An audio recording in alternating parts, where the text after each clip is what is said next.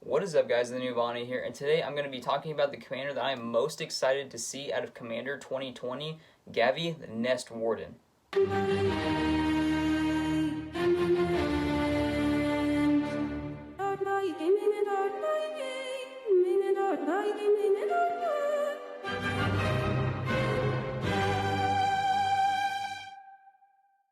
Alright, you guys, so Wizards has already dropped a bunch of spoilers for Commander 2020, and if you know anything about me and the things that I've said during my openings, is that I love Commander. It's a very, very fun way to play Magic. I'm not as big of a standard player because I like the array of cards you can use, and I like to just go infinite. There's infinite possibilities with Commander, and there's so much you can do with it, but Wizards has already dropped 5 Commander decks. They're going to be giving us 5 this year, the pre-constructed decks, instead of the usual 4, and they're actually going to be giving us another 2 somewhere later down the year. But for right now, with the 5 spoilers we've got, the most we've seen so far is out of Gavi, the Nest Warden, and it's the commander that I am most excited for. We've seen some other ones. I'm really interested in them, but this one really takes the cake. So let me read you guys her ability real quick.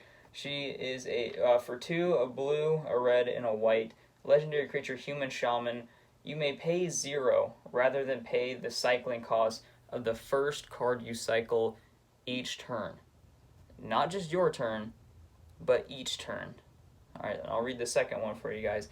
Whenever you draw your second card each turn, create a 2/2 red and white dinosaur cat creature token. So she's going to generate bodies from card draw. That's huge. We've seen that a few times, but we've never seen that in Jeskai colors. You never see something like that from Jeskai. It's usually a lot of casting instants and sorceries or finding a way to cheat out your instants and sorceries and your non-land, non-creature cards, whatever it is. But, yeah, this is incredible.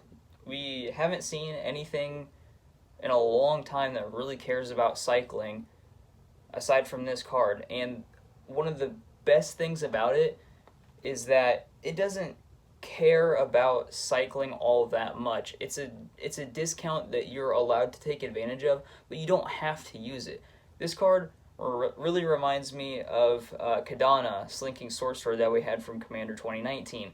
She was a Naga wizard, and what was her ability exactly? It was you basically get to cast your morphs for 3 less, so they'd usually be free, and it was the first one you cast each turn, similar to this, and whenever a face-down creature entered your battlefield, you got to draw a card off of it. So it's the same kind of concept where you're just getting a budget that you're allowed to use, but it's not something you have to have in order to get that main ability to go off.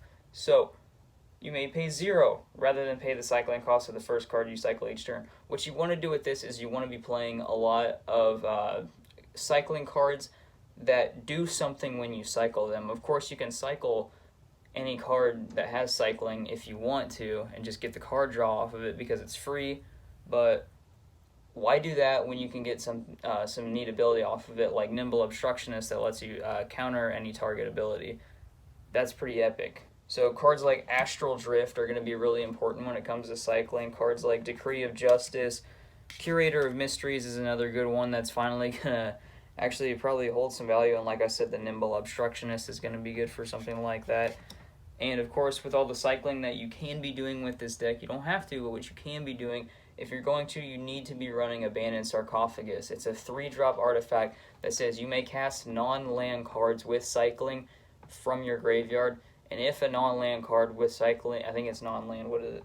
Now, if a card with cycling would be put into your graveyard and it from anywhere and it wasn't cycled, you exile it instead. So that's a bit of a tax, but it kind of forces you to cycle the cards and then you get to reuse them from your graveyard. Things like River Kelpie are going to be another cool one for that. If you have a permanent that has cycling and you can cast it from your graveyard, then you're generating more card draw. So let's focus on this second ability here. Whenever you draw your second card each turn, create a 2/2 red and white dinosaur cat creature token. I love cats. Cats are amazing, and I love to see them in Magic. And we usually see them in Selesnya colors at max. We haven't had a Jeskai cat, I don't think.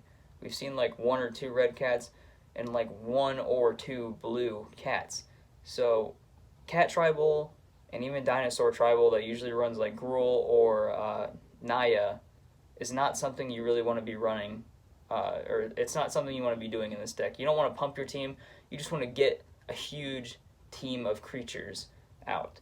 So whenever you draw your second card each turn, create a 2/2 red and white dinosaur cat creature token. Basically, this deck just wants you to draw 2 times every single turn, and that can be pretty difficult. And with the cycling being 0, you're basically your first cycle is free, and most cycling casts are usually like 2 generic mana or something just a little bit more. Lands, they have a lot cheaper cycling costs, so you can throw in all of the cycling lands you want, like Lonely Sandbar, Ash Barrens. Those are really good ones to be playing. But with this, you basically just want to be getting as much card draw as possible. You want to be running things like Dictated Crewfix and just some other draw engines that help you get draws on each opponent's turn. That way you are making, at most, maybe 4 2/2s every single turn. And then with the white that she's using, you can use that to pump your team. Give them Indestructible, because white loves Indestructible and Lifelink. You can give them just whatever you want. That's why this card is so amazing. It's so versatile. It offers a discount.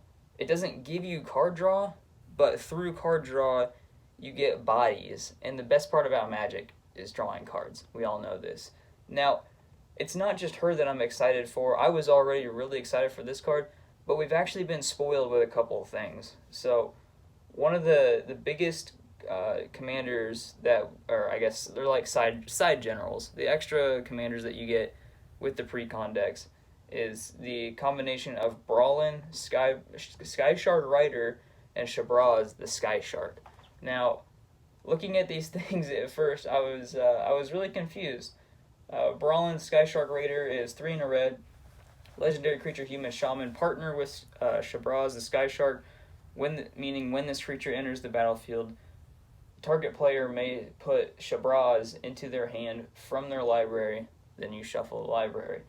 Whenever you discard a card, put a +1/+1 counter on Brawlin, Sky Shark Rider, and it deals 1 damage to each opponent, and for 1 red, target shark gains trample until end of turn.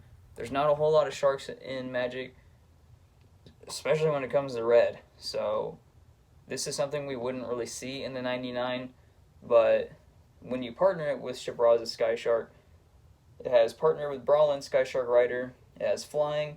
Whenever it's for 3 and Azorius. Whenever you draw a card, put a +1/+1 counter on Shabraz, the Sky Shark, and you gain 1 life. And for a hybrid Azorius mana, target human gains flying until end of turn. There's a lot of humans that are in white, so you could actually run this as a commander on its own.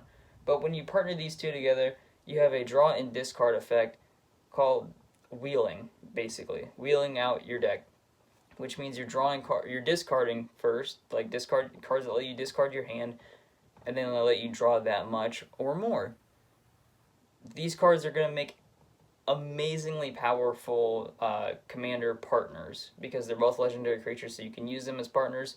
And you can build, the thing with partners, you can build a deck around either one that you want. It doesn't have to be both, but because it has partner, there's no reason to not just include it. It's not included in the 99, and it's not included in it's its own separate thing. You basically can run 101 cards, and this just enables you to run more colors, so you have more variety, you have more options when it comes to your commanders. You can run a mono red deck with Shabraz just chilling if you want to throw in a couple of Azorius cards, or vice versa. But these two together are going to be a powerhouse. If you keep them in your Gavi deck, then what's going to happen is every time you cycle a card, of course you're going to draw, you're going to discard, deal 1 to everybody, draw 1, gain a life. Cycling is a really good wheel effect, but the first thing that came to my mind when I saw Gavi Nest Tender was going to be something like Psychosis Crawler, where every single time you draw a card, you're going to be pinging everybody for 1. You can also use things like Glinthorn Buccaneer, or just anything that's going to start pinging your opponents every time you draw 1, until you basically go infinite. Now, I don't know off the top of my head if there are any infinite combinations, with Gavi Nest Warden, but I can tell you right now that I am so very excited for this card. There is so much to offer, and we haven't even seen the full deck list yet. I'm sure my opinion's going to change because there aren't a whole lot of good cycling cards in Magic thus far, but I know that this Commander deck, it wants you to cycle. It's just like the Madness deck that we saw from On High Falconwrath, which was another extremely competitive deck. We're going to be seeing a lot of powerful cycling cards, and there's going to be a lot more reason to play those cards. So that's why I am so excited for this card, and I hope you guys are just as excited as I am. If you want to see any more, if you want to see me go over any more of the decks that they're going to be coming out with this year, make sure you leave a like on this video, and I will see you guys in the next one.